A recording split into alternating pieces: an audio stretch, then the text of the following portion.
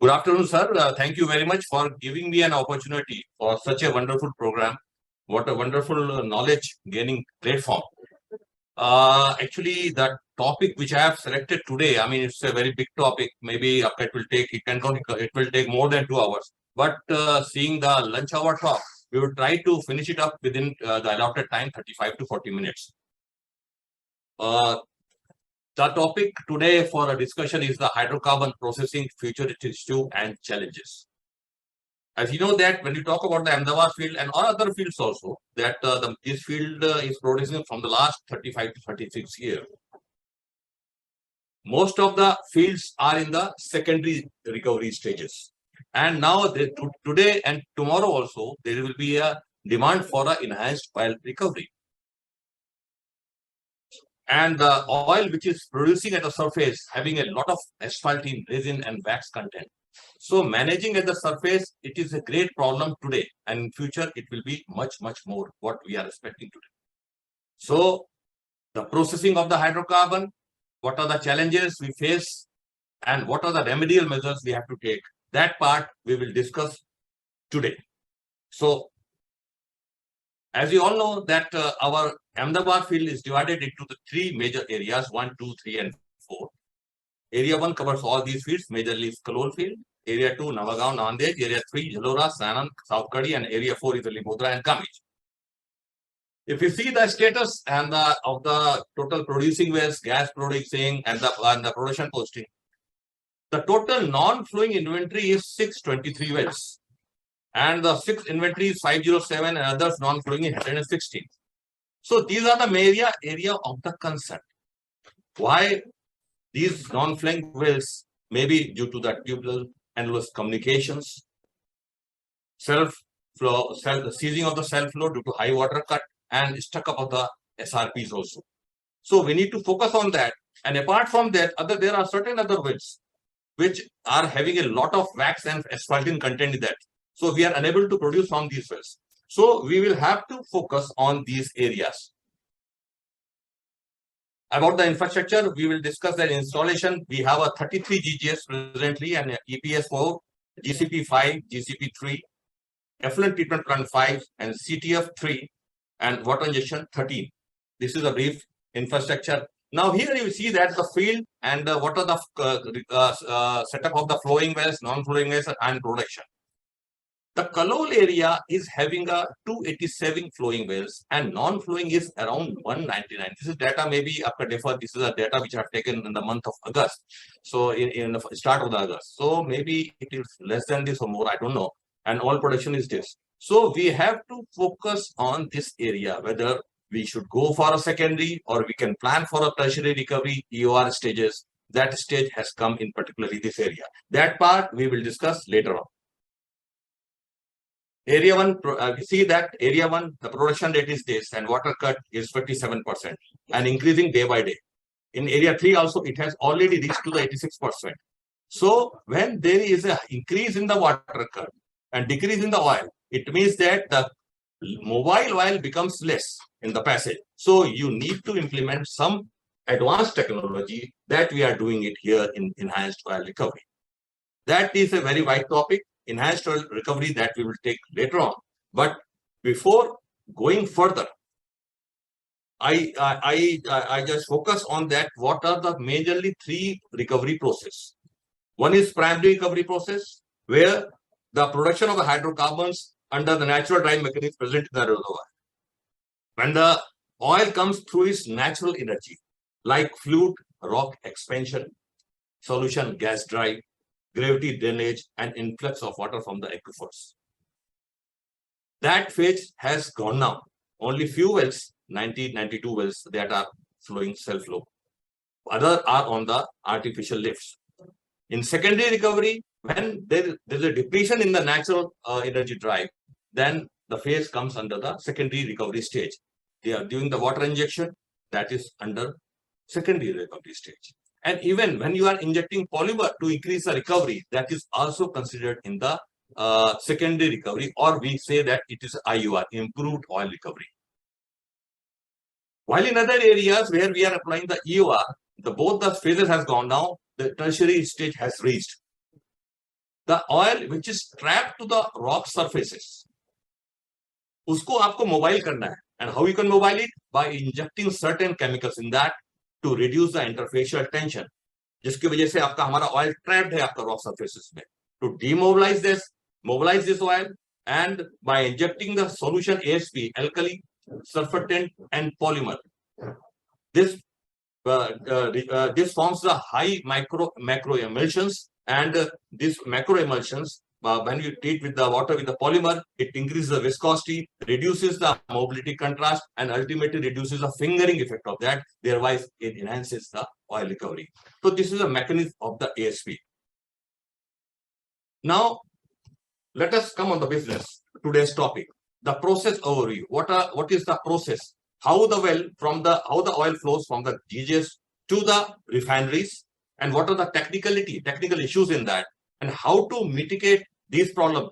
What are our present approaches, and what is the way forward for it? This is the journey of the crude from the wells to the refinery. From the wells, it goes to the group blending station, and from here the crude oil goes to the CTF. We have one CTF from South Kari to CTF Kalol, and from Aapka CTF Kalol, it goes to the Nawagaon, and then another is from Gamich, Dabol trunk line. So all the oil which accumulated in the Nawagaon desalter plant, then finally it goes to the refinery. But before dispatching to the refinery, there are certain norms that path will take in the next slide.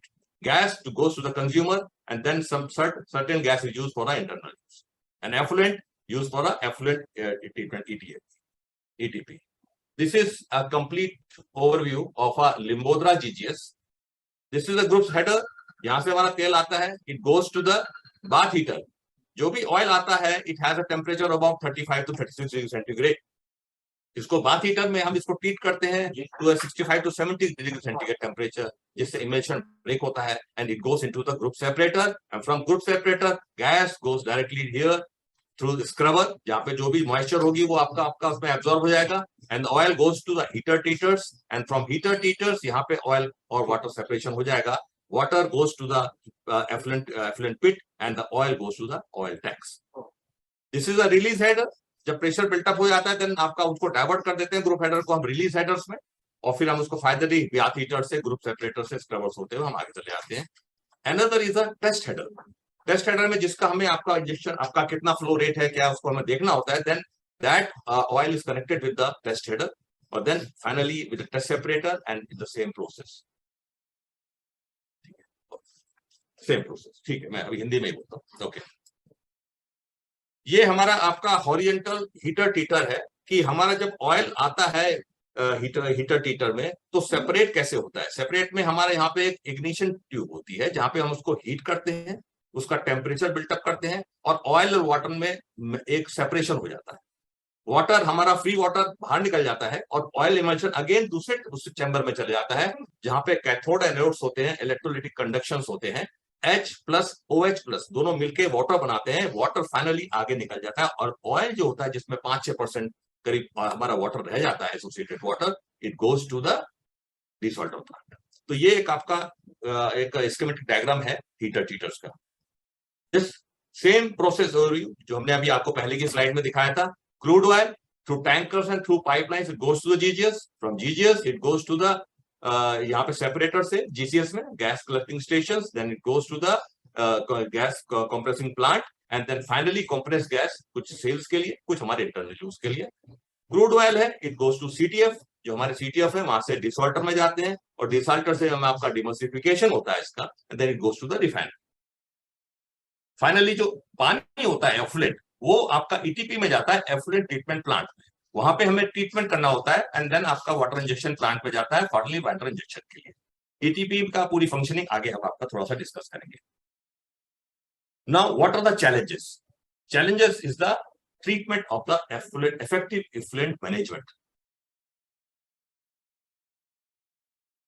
Vast quantity of the effluents are generated every day. आप देखिए यहाँ पे आपका करीब 1200 cubic metre आपका GGS3 में है, 700 cubic metre GGS7 में. तो हर एक जगह पे आपका जो एफ्लुएंट है वो काफी जनरेट होता है. उसकी कैपेसिटी में हमें पोजिंग स्टोरेज, उसकी स्टोरेज इशू आते हैं, उसके डिस्पोजल इश्यूज आते हैं. तो ये हर एवरीडे ये बढ़ते चले जा रहे हैं. तो हमारे को क्या एक तो रिसाइकलिंग और रीयूटिलाइजेशन। रिसाइकलिंग में treatment of the effluent water to make it comfortable to inject in the reservoir.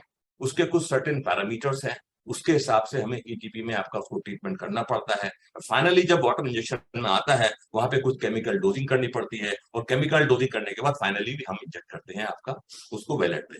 ये पूरा प्रोसेस है, इसका पूरा डिटेल में एक छोटे टाइम में बताना है मुश्किल है। नेक्स्ट सेशन जब होगा तब हम वाटर इंजेक्शन के बारे में इसको डिस्कस करेंगे।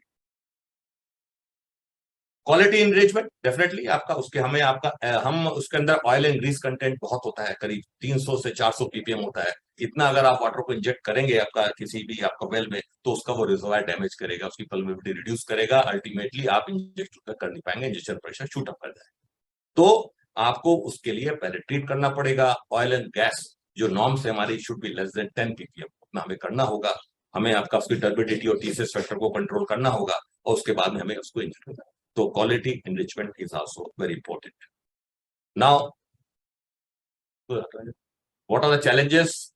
अब फ्लो एश्योरेंसेस जिसके बारे में हम बात कर रहे हैं, फ्लो एश्योरेंसेस जैसे कि हमने बताया आपको शुरू में, ऑयल के अंदर में वैक्स, एस्फल्टीन और रेजिन्स इतनी हाई क्वांटिटी में है कि उसको अगर हम आपका ट्रीट नहीं करेंगे तो हमारा वेल सीज हो जाएगा जो हम देख रहे हैं, और उसके अलावा हम आपका सरफेस में हमें ट्रांसपोर्टेशन इशू आ जाएंगे।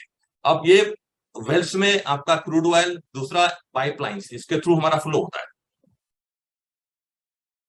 अहमदाबाद से करीब करीब अभी 4270 है शायद इतना टन आपका क्रूड का प्रोसेसिंग कर रहा है, 11,000 क्यूबिक मीटर हम लोग आपका रिफाइनरीज में इसको डिस्पैच करते हैं everyday.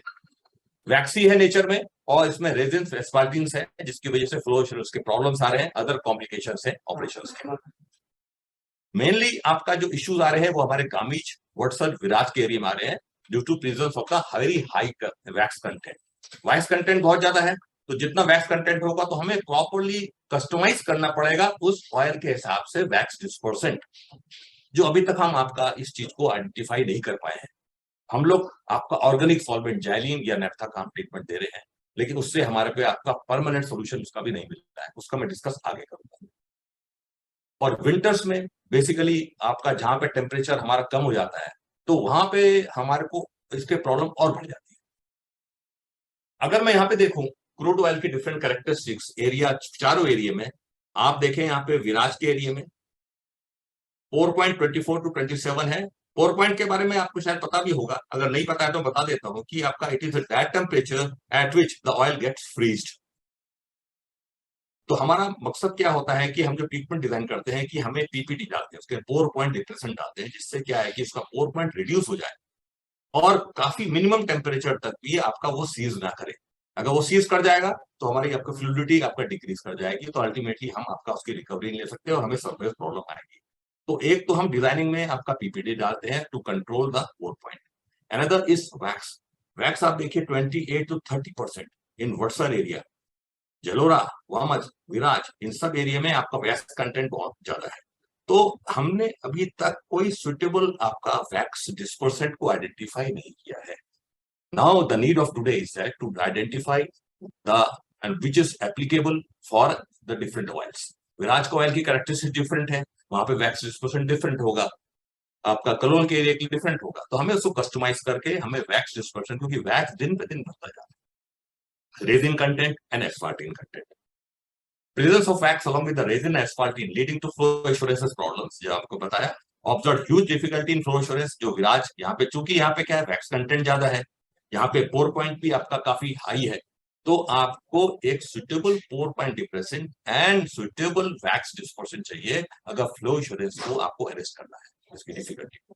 Flow assurance is insured through chemical injection. इसके लिए हम लोग आपका केमिकल इंजेक्शंस करते हैं, कुछ हमारे पास पंप्स हैं, उसको हम डायरेक्टली एनुलस में इंजेक्ट करते हैं with the mixture of the organic solvent, sometimes xylene, naphtha, demulsifier और ईजीएमबी, उसका हम एडिशन करते हैं, उसकी फ्लूइडिटी को इंप्रूव करते हैं और उससे आपका फ्लो एश्योरेंस इंप्रूव होता है। हम कैसे करते हैं इसके बारे में हम थोड़ा इसमें एक देख लेते हैं, हमारे पास में है डिप्लॉयमेंट ऑफ केमिकल। अब देखिए समर्स के केस में अगर आप देखें और मानसून के केस में देखें और विंटर्स में, समर्स में हमारे 91 ही पंप लगते हैं, लेकिन आपका जो है हम देखें अगर विंटर्स केस में पंप ज्यादा हो जाते हैं, उसके पीछे रीजन ये है कि हमारा विंटर्स में आपका हमारा टेम्परेचर डाउन हो जाता है, और टेम्परेचर डाउन के अंदर में हमारे को एस्फाल्टीन और वैक्स जहाँ पे ऑयल में ज्यादा होगा वो ज्यादा फ्लो इश्यूज आएंगे। सेकेंडली हमारे पास में कोर पॉइंट आपका पीपीटी का भी एडिशन करना होता है ना, तो कोर पॉइंट अगर हमारा विंटर्स में आपका 18-20 डिग्री सेंटीग्रेड टेम्परेचर है और कोर पॉइंट किसी का 36 डिग्री है, तो वो तो 36 डिग्री पे ही फ्रीज हो जाए। तो आपको ऐसा डालना पड़े जिससे इसका कोर पॉइंट को हम रिड्यूस कर सकें अप टू अ मिनिमम, जिससे क्या है कि हमारी उसकी ऑयल की फ्लूइडिटी बनी रहे। ये एक स्लाइड है जिसके अंदर में डिफरेंट गामीज के वेल्स हैं, और ये आपका हमारे इसके अंदर में जो हमने फॉर्मुलेशन जो कंपेयर में जाइलिन या नैप्था, डिमल्सिफायर और ये एस्फाल्टीन रेजिन वैक्स है। आप देखिए इसमें 10,000 पीपीएम जाइलिन को हमने किया है 20 लीटर्स, और आपका डिमल्सिफायर डाला ही नहीं है, और उसके अंदर में हमने अलग अलग कॉम्बिनेशन के यूज किए हैं, और उसके हिसाब से ये सानंद के एरिया में है कि डिफरेंट आपका वेल्स में सानंद में हमने किस तरीके से आपका फॉर्मुलेशन को रिकमेंड किया है। गामीज के केस में हमने देखा कि जाइलिन जो हमारा 4500, ये ऑर्गेनिक सॉल्वेंट है, ये पीपीटी 4.8% 1500 पीपीएम, तो रिडक्शन विस्कोसिटी में आपका कितना 75.8% का रिडक्शन हुआ, और 4.3 डिग्री सेंटीग्रेड आपका जो है डाउन हुआ। तो इसकी वजह से हमारी फ्लूइडिटी में इंप्रूवमेंट आया। तो हम ये फॉर्मुलेशन करके इस फॉर्मुलेशन को हम लोग इंजेक्ट करते हैं किसी वेल के एनपस में। सेम केसेस इन द वाटसर आल्सो। वाटसर में आपका ये डोज, क्योंकि वहां पे आपका बहुत वैक्स कंटेंट है, तो वहां पे xylene का कंसंट्रेशन ज्यादा हो गया, पीपीडी का भी बढ़ गया, तो इसमें आपका विस्कोसिटी उसकी 90% रिडक्शन हो गया। 90% रिडक्शन हो गया तो उसकी फ्लूइडिटी का काफी अच्छा इंप्रूवमेंट आया उसके अंदर में। तो ये डिफरेंट वेल्स के बारे में आपका रिडक्शन तो विस्कोसिटी। अब ट्रंक लाइन, जो trunk line major trunk line हमारी है, उसमें आपका गामी रामोल ट्रंक लाइन है, उसके अंदर में भी आपका विंटर्स में बड़ी इश्यूज रहते हैं। तो हमने आपका फॉर्मुलेशन डिजाइन किया, उसके लिए जाइलिन का हमने ये लिया, पीपीडी ये लिया, डिमल्सिफायर का इतना पीपीएम लिया। तो हमने देखा बिफोर, उससे पहले आपका प्रेशर हमारा 21 था और मैक्सिमम था 23.5, और अब उसके ट्रीटमेंट के बाद में 21 से हो गया 16.5, और मैक्सिमम आपका जो है यहाँ पे 23 तक है। जबकि जो हमारा और विस्कोसिटी रिडक्शन 50 से 75, 4.3 डिग्री, एंड बैक प्रेशर भी आपका 3 से 4 केजी रह गया लाइन फ्लशिंग। तो ये हमने डोज आपका उसको ट्रीटमेंट करते हैं। बट इसके साथ में हमें अगर ऐसे ऑयल जहां पे वैक्स कंटेंट है, वहां पे एक सुइटेबल वैक्स डिस्पर्सेंट को भी यूज करना चाहिए आइडेंटिफाई करके। तो उसको यूज करने से हम मेन टारगेट जो वैक्स है उसको हम आपका जो है स्प्लिट कर सकते हैं, डिस्पर्स कर सकते हैं, और अकॉर्डिंगली जाइलिन और पीपीडी जो डोज करते हैं ये भी हम रिड्यूस कर सकते हैं। तो ultimately reduction in the cost and more positive and more you will get a more beautiful results in that. तो ये थोड़ा सा मॉडिफिकेशन हमें करना चाहिए। अब बेनिफिट्स में of chemical injection, reduction in the transportation of oil through tankers, उसकी विस्कोसिटी इंप्रूव हो जाएगी, फ्लूइड इंप्रूव आएगी, तो हमारा ट्रांसपोर्टेशन कॉस्ट बच जाएगा। Decrease in the HOC, oil circulation, line flushing job भी कम हो जाएंगे, ऑयल रिकवरी भी बढ़ जाएगी, और लेस आरपी स्टकअप होगा, decrease the flow line pressure. ये केस स्टडी नवागांव के वेल है 149, उस पे हमने आपका देखा था। ब्लैंक के केस में हमने देखा कि हमारा 33.5 आपका जो है इसका ये इतने पे आपका एरर आ जाती थी, यानी कि इतने पे आपका वो फ्रीज कर जाता था, फर्दर आप you can not measure this cost in that. और ये 36 आपका उसका कोर पॉइंट था। फर्दर हमने 2000 पीपीएम का वैलिन का डोजिंग किया, तो ये 33 से 32.4 हो गया, 36 का 36 रह गया। अल्टीमेटली फाइनली अगर देखें आपने इसकी डोज इंक्रीज करी 5000 पीपीएम और 200 पीपीएम आपका इसका करी, तो ये 33 से 0.5 से 29.7 हो गया इसका, और 36 से हो गया ये 30, यानी कि आपने जो है 6 डिग्री सेंटीग्रेड आपका उसका टेम्परेचर 4 पॉइंट का कर दिया। यानी कि जो ऑयल पहले 36 डिग्री पे फ्रीज हो जाता था, वो फ्रीजिंग आपका 30 डिग्री से ऊपर होगी, तो 6 डिग्री और नीचे जा जाएगा। इसका मतलब वो तक फ्लूइड स्टेट में रहेगा, लिक्विड स्टेट में रहेगा। ये आप देखिए उसके अंदर में आपका ये हमने आपका विस्कोसिटी का वेरिएशन दिखाया। ब्लैंक के केस में आपका 11,000, उसके बाद 5000 पीपीएम में देखा 346.2 percentage reduction in the viscosity share rate. Initially 2000 ppm पे कितना था, और जैसे जैसे बढ़ाया आपने, तो उसके बाद में आपका शेयर रेट ऑफ विस्कोसिटी का 96.85 तक चला गया। Now recommended in in-house chemical formulation not work in the field, वो है। मैंने 2-3 इशू आपको बताए। एक तो मैंने बताया कि आपका suitable wax dispersant identification and the use of the suitable wax dispersant. Moreover quality of the chemical is also an issue. Number 2 आपका जो हम इसको इंजेक्शन करते हैं, इंजेक्शन जो करते हैं उसके अंदर में पंप कैपेसिटी और कई सारी चीजें हैं, तो ये सब मिल मिला के अल्टीमेटली लैब में you will get a result, but field में उतने रिजल्ट नहीं मिल पाते हैं। उसके पीछे जो रीजन है वो आपको बताया। तो वैक्स डिस्पर्शन के बारे में कुछ नाल्को से कुछ डिस्कशन चल रहे हैं, उसका हमें सब लेने के लिए ऐसी नेप्था के लिए नेप्था ग्यालिन है जो ऑर्गेनिक सॉल्वेंट्स को भी आपका रिप्लेस किया गया है इन्होंने नेप्था से, जो गंधार से मिल जाता है। तो फ्लो एश्योरेंस के बारे में कुछ स्टडीज चल रही हैं, और अभी ये एक इशू बर्निंग इशू रहेगा आगे फ्यूचर के, अगर जैसे जैसे फील्ड आपका पुरानी होती रहेगी।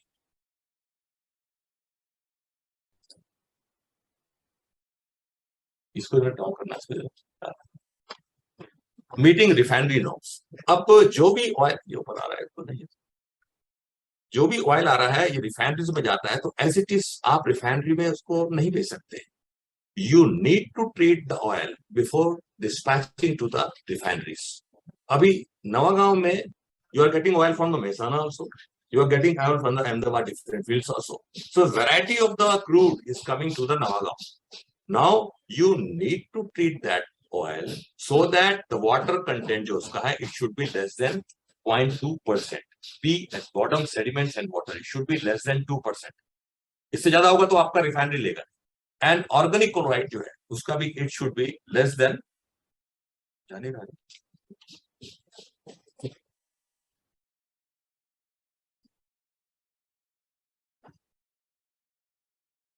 यस, तो बॉटम सेडिमेंट्स में बताएं it should be less than equal to 0.2% and organic chloride less than 5 ppm।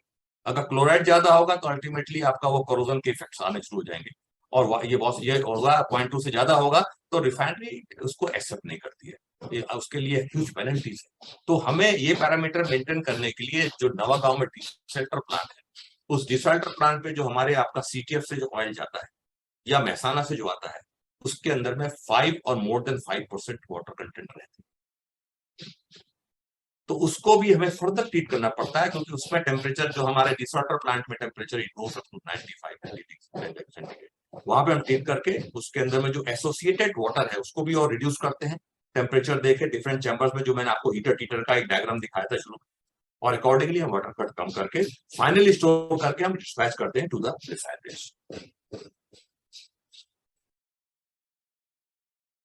Achieve effective demulsification at GGS and CTF to reduce. तो इसके लिए हमारे को क्या करना चाहिए, हमारे लिए आपका जो हमारा ऑयल पहले जो जीजीएस में आता है या सीटीएफ में आता है, हमें उसमें वहां पे ही आपका प्रॉपर डिमल्सिफिकेशन यानी कि डिमल्सिफायर डाल के उसका वाटर कट रिडक्स कर देना चाहिए। तो आपका 5 से भी जितना कम हो सके तो उतना फर्दर आपका नवागांव के डिसॉल्टर पे लोड कम रहेगा। लो टेम्परेचर हमें डिमल्सिफायर की भी जरूरत है, क्योंकि कुछ ऐसे डिमल्सिफायर हैं जो वर्क करते हैं हाई टेम्परेचर पे। अब कभी कभी हम आपका डिसल्टर प्लांट में इसमें हम उसका वो टेम्परेचर मेंटेन नहीं कर पाते, तो उस डिमल्सिफायर की इफेक्टिविटी रिड्यूस हो जाती है। अचीव इफेक्टिव डिमल्सिफिकेशन डिसल्टिंग वाइड वेरिएंस इन क्रूड। मैंने बताया वाइड वेरिएंस क्रूड क्यों, क्योंकि कुछ ऑयल हमारा महसाना का है और हमारे अहमदाबाद का भी हर एक एरिया के डिफरेंट ऑयल कैरेक्टरिस्टिक्स है, तो उसके सबको मिला के जब ऑयल आता है उसके हिसाब से हमें ट्रीट करना पड़ता है। रिक्वायरमेंट ऑफ ब्रॉड स्पेक्ट्रम डिमल्सिफायर, तो हमें ऐसा डिमल्सिफायर चाहिए which can work in wide varieties of a oil current. In the operational conditions of the plant, what's the way forward?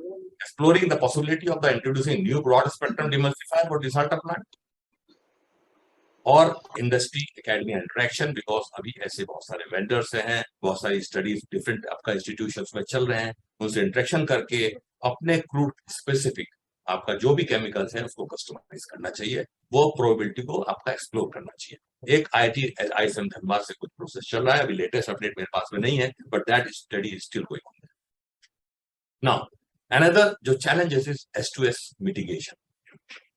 नीचे जो आपका सल्फेट रिड्यूसिंग बैक्टीरिया होते हैं वो आपका सल्फेट रिड्यूस करके आयरन के साथ मिक्स करके it forms FeS, iron sulphide, black colour, and then sometimes makes Fe2O3 also. So this is a major issues. H2S content observe in generally सब जगह नहीं है, वासना, साउथ कड़ी, पलियाड, बड़ू, नांदेड़ के फील्ड्स में है। यहाँ पे हमारा H2S जो होता है आपका बायोजेनिक है, और विच में due to the activity of the SRBs in the injection water, उसके लिए हमें कास्टिक डोजिंग जो वेल्स में या जीजीएस में प्रॉपर कास्टिक डोजिंग करनी चाहिए। जो कास्टिक NaOH होता है रिएक्ट करता है आपका H2S से, तो सोडियम सल्फाइड बना के प्रेसिपिटेट आउट हो जाता है। Regular dosing of the bactericide, normally हम लोग वाटर इंजेक्शन जब करते हैं उसके अंदर में आपका हम बैक्टीरियासाइड ऐड करते हैं, ऑल्टरनेटिवली आप एल्डिहाइड टाइप और एल्डिहाइड टाइप और amine type, shocking dose of bactericide, regular back washing of the all injectors. हमें आपका एक पीरियोडिसिटी फिक्स करनी चाहिए, जो भी इंजेक्टर्स हैं उसमें हम ओवरनाइट सोकिंग करें सर्फेक्टेंट की या बैक्टीरियासाइड की, जिससे फर्दर आपका बैक्टीरियल ग्रोथ को हम नलिफाई कर सके। Regular back washing of all injection lines also, regular microbiological analysis of injection water also. अगर ये सब हम चीज करेंगे तो हमें आपका वो H2S के इशू आने बहुत ही मिनिमम हो जाएंगे, नहीं आएंगे ये नहीं कह सकते, लेकिन मिनिमम हो जाएंगे। तो these are the things which we have to do, हमें करना ही। What's the way forward then? Procurement of the more effective बैक्टीरियासाइड।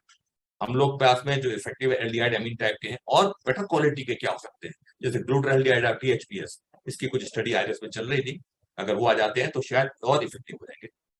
Field trial H2S scavenger, sulphonyl, other vendors भी हम लोग कुछ एक्सप्लोर कर रहे हैं श्लम्बर्जर के थ्रू। तो ये ऑलरेडी स्टडी चली है, क्योंकि बैक्टीरियासाइड अगर आपके पास सुटेबल बैक्टीरियासाइड है तो आपके H2S के इशू को में काफी कुछ अरेस्ट कर सकते हैं, अदरवाइज ये हमारे लिए प्रॉब्लम बन जाएगी।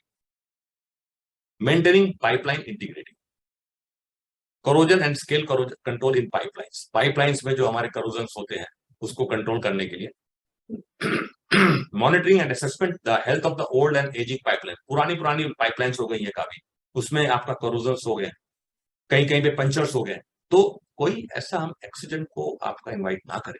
हमें उसके लीकेजेस कहाँ कहाँ पे हैं, उसके ऑपरेशंस में कहाँ पे क्या क्या इशू आ रहे हैं, उसको आपका जो है उसकी फिक्स करनी चाहिए। Also, regulatory control requirement as per SOP for integrated assessment of cross country pipeline issued। OSD की कुछ आपका ऐसी आपका इश्यूज भी है गाइडलाइंस, उसके साथ से हमें इसको रेगुलर चेकअप करना चाहिए। उसके लिए हम लोग क्या करते हैं, जो भी पिग रेसिड्यू होता है, जो भी डिपोजिशन होता है आपका उसके अंदर में, पाइपलाइन के अंदर में, उसको हम एक्सट्रैक्ट करते हैं। एक्सट्रैक्ट करने के बाद उसको हम सैंपल को एनालिसिस के लिए भेजते हैं अपने RGL प्रोग्राम टेस्टिंग के लिए, और उसमें देखते हैं कि मैंने आपको जैसे बताया था, आयरन अगर है, आयरन ऑक्सीजन आयरन ऑक्साइड बनाएगा, या सल्फर कंटेंट अगर रेसिड्यू में है तो वो भी हमारा आइडेंटिफाई हो, तो पता लगेगा कि हमारे उस पाइपलाइन के अंदर में कोरोजन की इंटेंसिटी कितनी है। Determination sulphur content include in major field lines, result interpretation IoT, ये आपका previous institute for corrosion monitoring IoT में भी आपका भेजते हैं सैंपल को, वहां की भी एनालिसिस का रिपोर्ट लेते हैं। Regular dosing of the oil corrosion inhibitor, gas corrosion inhibitor in pipelines as per the recommendation of the, इसकी प्रॉपर डोजिंग करते रहे तो हम उसको प्रॉब्लम को दूर कर सकते हैं। Efforts to reduce infrastructural deficiencies like availability of the dosing pumps are under process. Of maintain reservoir integrity, injection water quality. This is very important actually. इतना जो हमारा effluent generate हो रहा है, as such we are not injecting into the wellheads. First we treat the effluent and then treated effluent mix with the water of that borewell water, whatever the water. क्योंकि जो हमारी आपका water reservoir management pressure के लिए आपका जो जरूरी है, वो हमारा उतना एफ्लुएंट मिल नहीं पाता है, तो उसमें we mix that effluent with the borewell water of that. पहले हम उसकी कंपेटेबिलिटी स्टडी करते हैं, वो पूरी स्टडी आईआरएस करता है। मैंने भी कुछ काम किया आईआरएस में, तो मेरे को थोड़ा सा आइडिया है, लेकिन हम बाद में डिस्कस करेंगे। तो उसकी quality management of a injection water, it's very important, otherwise reservoir plugging हो जाएगा, फर्दर इंजेक्शन आपका प्रॉब्लम्स आ जाएगा। Separated effluent from GGS CTF is treated with ETP and injected in the reservoir for pressure maintenance. Quality में turbidity, TSS, dissolved oxygen, oil and grease are maintained within the permissible limit. जो भी हमारी permissible limits हैं वो मैं आगे बताऊंगा आपको, उसी के हिसाब से हमें मैनेज करनी होती है। उसके हिसाब से हमें कौन कौन से फिल्टर्स लगाने हैं, फिल्टर डिजाइनिंग होती है, जिससे सॉलिड कंटेंट को आप कम कर सके, उसकी टर्बिडिटी कम कर सके, ऑयल एंड ग्रीस को भी आप कम कर सके। Preserve the reservoir characteristics, maintain the health of the wells and reduce the maintenance job, जो हमारी जॉब्स ये करने पड़ते हैं उसको भी हम मिनिमाइज कर सकें। कंपेटेबिलिटी मैंने आपको बताया, क्योंकि आपका जो एफ्लुएंट वाटर आ रहा है, फॉर्मेशन वाटर आ रहा है, वो तो ऑटोमेटिकली वो रिजर्वायर के साथ में कंपेटेबल होगा ही, but when you are mixing injection tubewell water, borewell water in the ETP effluent treated water, तो some compatibility study is needed in that, वो उसके साथ में कंफर्टेबल है कि नहीं है। डिफरेंट आयंस आपस में मिक्स करके कुछ आपका डिपोजिशन तो नहीं कर रहे हैं, और वो उस रॉक में कंफर्टेबल होगा कि नहीं होगा, वहां पे इंजेक्ट करने के बाद में कहीं मानो उसकी परमेबिलिटी रिड्यूस कर दे, कुछ प्लगिंग कर दे, तो वो भी नहीं है। तो वो सब स्टडी आईआरएस में होती है, वो डिजाइन करके आपको देते हैं कि भाई हमारा ये पैरामीटर्स हैं, इस पैरामीटर को आप मेंटेन करिए, उसके ट्रीटमेंट करिए। Regular monitoring of the quality parameters and ETP, water injection and wellheads, periodic dose of optimization, ये भी इंपॉर्टेंट है कि केमिकल्स जो है हमारे की डोजिंग हमारा उसका एक सेट पैटर्न है कि हमें कौन सा केमिकल कहाँ डालना है। सारे केमिकल्स हमें आपका जो है ये फिल्ट्रेशन से पहले डालना है, जिससे जो भी इंप्योरिटीज केमिकल के अंदर में है वो फिल्टर से निकल जाए। फाइनली जब इंजेक्ट करते हैं तो सोडियम सल्फाइड एक केमिकल है जो हमारा डिजोल्व ऑक्सीजन कम करता है, वो हम आपको फाइनली बैटर डालते हैं। तो उस सीक्वेंस के साथ में ही आपका chemical dosing is important. Regular cleaning of the injection water lines in our formulation like hypo, bactericide and surfactant. We forward cleaning of the storage water tanks at water injection में plant में जो भी हमारे storage tanks है उसकी proper cleaning होनी चाहिए। Hiring of the mobile ETP, mobile effluent treatment plants वगैरह हैं, कई जगह पे हम लोग ने आपका ड्रिलिंग में भी मोबाइल ईटीपी के लिए आपका प्रपोजल आगे मूव कर रखा है।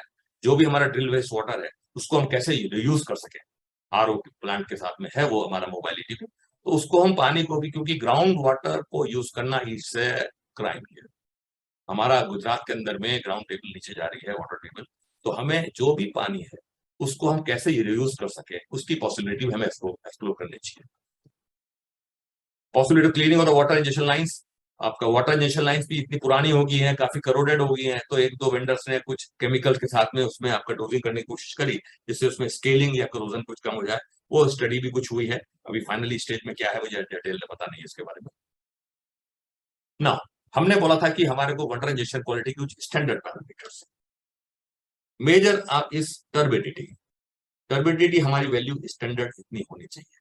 और ये कैसे रिड्यूस होगी, जो भी सस्पेंडेड पार्टिकल्स हैं ज्यादा होंगे तो टर्बिडिटी इंक्रीज करेंगे, तो हम इस टर्बिडिटी को डिक्रीज कर सकते हैं, क्योंकि कुछ केमिकल में जो इम्प्योरिटीज होंगी या कुछ सॉलिड पार्टिकल्स होंगे उसकी टर्बिडिटी को इंक्रीज करेंगे। हमारा स्टैंडर्ड प्रोसीजर ये कहता है it should be less then 0.5 NTU unit. इसको कम कैसे करेंगे, इसको कम करने के लिए हमारे डिफरेंट फिल्टर साइज के डिजाइन होते हैं, जो हमारे 5 माइक्रोन, 3 माइक्रोन, 2 माइक्रोन पास होगा, टर्बिडिटी रिड्यूस करेगा। सेम वे फिल्टेबिलिटी, पानी की जो फिल्टेबिलिटी शुड बी मोर देन 6। फिल्टेबिलिटी क्या होती है, it's a volume of the water which passes from a 0.45 micron filter in a 30 minutes time at the differential pressure of the 100 psi। 100 psi differential pressure में कितना volume पानी का पास होता है 0.45 micron filter paper से, that defines its filterability, and its filterability at least it should be more than 5, but here it is mentioned 6, at least it should be more than 5 liters in a 30 minutes time। तो हम कह सकते हैं कि ये पानी बिल्कुल fit है, हम इसको बिना किसी ट्रीटमेंट के, एक्सेप्ट बैक्टीरियासाइड और बैक्टीरियल ग्रोथ ना हो, हम इंजेक्ट कर सकते हैं किसी भी रिजर्वायर में। दिस इज ए, ये वाटर इंजेक्शन को ये साइंस है, इसके बारे में डिटेल में डिस्कशन हम बाद में करेंगे। डिजोल्व ऑक्सीजन भी हमारा लिमिट, ये हमारा आपका रेट है। Now, conclusion is that there are certain emerging issues. In-depth analysis even at the molecule level, पूरी एनालिसिस की जरूरत है जो हमारा क्रूड फ्लो एश्योरेंसेस के लिए है। उसमें कितना एस्फाल्टीन है, कितना वैक्स है, कितना रेजिन्स है, उसका पोर पॉइंट कितना है। बेस्ड ऑन दैट पैरामीटर्स हमें आपका केमिकल को आइडेंटिफाई करना है, उसकी डिफरेंट कंसंट्रेशन पे स्टडी करनी है और उसके हिसाब से अकॉर्डिंगली हमें उसको ट्रीटमेंट करना है। Introduction of novel chemicals and technologies, वही मैं नोवल केमिकल की बात कर रहा हूँ और वही मैं टेक्नोलॉजी यही है। More interaction between industries and the academia and more thrust on the R&D। जो प्रोड्यूस वाटर आता है, नरवाने साहब टाइम बता दीजिएगा, टाइप जो इमल्शंस आते हैं वो आपका हमारा वाटर इन ऑयल टाइप होते हैं। नॉर्मली आपका प्रोड्यूस जो वाटर होता है उसमें ऑयल वाटर इमल्शंस होता है, ये आप देख रहे हैं ऑयल इन वाटर इमल्शंस। उसके अंदर में हमारे ये सारे कंपोनेंट होते हैं जो एफ्लुएंट आपको मिलता है ट्रीटमेंट करके हीटर टीटर से, उसके अंदर में सॉल्ट्स, टेस्ट मेटल, केमिकल्स, ये सब चीजें होती हैं। अब इसको क्या सच अगर आप इंजेक्ट कर देंगे तो आपको रिजर्वायर में प्रॉब्लम तो आएगी, तो आपको इस सबको ट्रीट करना है पहले। अब ट्रीटमेंट में आपका जो है, अगर मैं देखूं उसके अंदर में, ये हमारा आपका ईटीपी का ट्रीटमेंट का पूरा स्ट्रक्चर है। जो लोग सरफेस केमिस्ट्री के लोग हैं उनको पता होगा, जो वेल सर्विस में इधर है उनको नहीं पता होगा, तो ये आपको मैं बता देता हूँ। वॉश टैंक में जो एफ्लुएंट होता है जहां से आता है, it goes to wash tank, फिर थ्रू ग्रेविटी आपका वहां से जो ऑयल वगैरह होता है सेपरेट करके अलग से स्कीमर से निकाल देते हैं। Again it goes into the flax mixer, वहां पे पैक डोजिंग कोगलेंट फोकलेंट वगैरह डालते हैं। उसके बाद में ये जो होता है वो सीपीआई, कहीं पे होता है टीपीआई, कॉर्बेट प्लेट इंफ्रास्ट्रक्चर, ये सीडीएस होता है। वहां पे जो भी डिपोजिशन होता है इसका वो आपका इसलिए यहाँ से निकल जाता है। फर्दर इसको हम डालते हैं, आपका ये फ्लोथ प्रोटेक्शन प्रोसेस होता है। फर्दर जो आपका डिजॉल्व्ड इंप्योरिटीज होती है वो फ्रॉथ बन के निकल जाती हैं। Then it goes into the filters, nutshell filters and then ultra filtration unit. यहाँ पे इसमें जो साइजेस होते हैं इसके स्क्रीन के, वो 0.1 माइक्रोन के रहते हैं. Finally filtered water comes to the for an injection. यहाँ पे अगर आप क्वालिटी मेजर करेंगे सैंपल पॉइंट पे, तो you will get what are the parameters mentioned in the standard list. Turbidity इतना, ऑयल इतना, इतना तक करके. तो ये एक जस्ट फ्लो है. ये सब हमारे आपका केमिकल्स है. कोगुलेंट, कोगुलेंट ये सब डालने के लिए इस तरीके से कोगुलेंट इम्प्योरिटीज रहती हैं मिलके आपस में, ऐसे आपका जो है ये प्रेसिपिटेट आउट हो जाती है इनको इम्प्योरिटीज को. देन फाइनली बॉटम में आपका फ्लश आउट होकर इसको हम निकाल देते हैं सीपीआई से, कॉर्रुगेटेड प्लेट इंटरसेप्टर से, और हमारा क्लियर पानी जो है वो आगे बढ़ जाता है. देन इसको हम आपका फिल्टर्स करते हैं नटशेल फिल्टर्स में, और आपका जो है अलग से अल्ट्रा फिल्ट्रेशन यूनिट्स में, और हमें जो फाइनली ट्रीटेड वाटर मिलता है वो फिट है, उस पानी को आप पी भी सकते हैं. ये फ्लोकुलेशन का है जो मैंने आपको बताया था. एक हम इसमें डोप यूज करते हैं, डिवाइलर्स, जो हमारा आपका जो ऑयल ट्रेसेस रहते हैं उसके संग मिक्स होके प्रेसिपिटेट आउट होके ऑयल को कम कर देता है, जो भी बचा रहता है. ये हमारे कोगुलेंट्स है, एल्युमिनियम सल्फेट, ये सब चीजें हैं. ये रिएक्शंस होती हैं इसकी. एल्युमिनियम सल्फेट आपका जो है ये एल्काली और एलम की रिएक्शन इस तरीके से होती है. ऐसे ही हमारा आपका ये फ्लोकुलेट है, पैक जिसे कहते हैं. Options of using ATP treat water, options of disposal surface or subsurface below 1000 meters as injection water for pressure maintenance, as cooling water in the cooling tower. Cannot be used for agriculture purpose. Definitely, क्योंकि इसके अंदर में कुछ ऐसे content रहते हैं जो agriculture में हम यूज नहीं कर सकते, and that is against the GSPC norms. तो कंक्लूजन क्या है इसका? Affiliated water is an important oil field operation due to environmental reasons. Treatment बहुत जरूरी है. एज इट इज अगर आप इसको डंप कर दें कहीं पे तो आपका जीएसपीसी के नॉर्म्स में आपको अगेंस्ट में आपकी चिट्ठी आ जाएगी. Another is economical reasons. Economic in the sense कि आपको पानी मिल रहा है, आप पानी को ट्रीट करके यूज कर पा रहे हो, ये तो बहुत अच्छी बात है. कि हमने तो हमका क्या ट्यूबवेल वाटर को ले रहे हैं, हम अपना प्रोडक्शन कॉस्ट बढ़ा रहे हैं, केमिकल कॉस्ट बढ़ा रहे हैं, और ग्राउंड वाटर टेबल को भी हम आपका पोल्यूट कर रहे हैं. तो इकोनॉमिकल रीजन से भी it's advisable. And technical reason मैंने आपको बताया कि ईटीपी, एफ्लुएंट ट्रीटमेंट प्लांट, जो हमारा एफ्लुएंट आ रहा है वो हमारा फॉर्मेशन से आ रहा है. वो पानी फॉर्मेशन के साथ तो कंफर्टेबल हो गई होगा, क्योंकि वो उस फॉर्मेशन से आ रहा है. उस फॉर्मेशन में अगर आप रिजर्वायर प्रेशर मैनेजमेंट के लिए इंजेक्ट कर रहे हैं तो वो डेफिनेटली वो तो हमेशा के लिए अच्छा ही रहेगा. तो टेक्निकल रीजन में भी it is good to use that effluent of that particular feed. Successful ETP operations depends upon efficient plant designing. Plant designing is very important, कि कितने उसके अंदर में ऑयल ट्रेसेस हैं, कितना टर्बिडिटी, कितना टीटीएस है, तो प्रॉपर उसका कोगुलेंट फोगुलेंट डालने के बाद में सेपरेशन हो जाए, जिससे फाइनली आपको मिले. कितने फिल्टर्स होने चाहिए, तो वो designing part is very important, and that depends upon the variety of the composition of the effluent which you are getting from the different locations. Another choice of chemicals, जैसा पानी जैसी इसके पैरामीटर्स, उसी के बेसिस पे आपको chemicals को use करना चाहिए. एक तरीके से नहीं कि हमने स्टैंडर्ड यही डाल दिया. कहीं पे अगर ऑयल ज्यादा है तो आपका डोप डी ऑयलर है, जहां 5 ppm यूज करते हैं उसकी जगह आपको हो सकता है 15 ppm यूज करना पड़े. तो ये नहीं है कि एक आपने डिजाइन कर दिया वो सारे एफ्लुएंट के लिए एक ही जैसा पैरामीटर्स. नो, केमिकल्स में B same but doses will be different. 5 minute का टाइम है तो मैं बता दूं, ये मैंने आपको एक्सप्लेन किया. ज्यादा टाइम नहीं है, आप बस कंक्लूड कर दीजिए. ठीक है साहब. Okay, this part we will take our next session if Jha साहब एंड नवाया साहब permits me. So this is all about the flow assurances, and EOR and CMP brine, that part we will take up in the next session. Thank you very much. Any questions?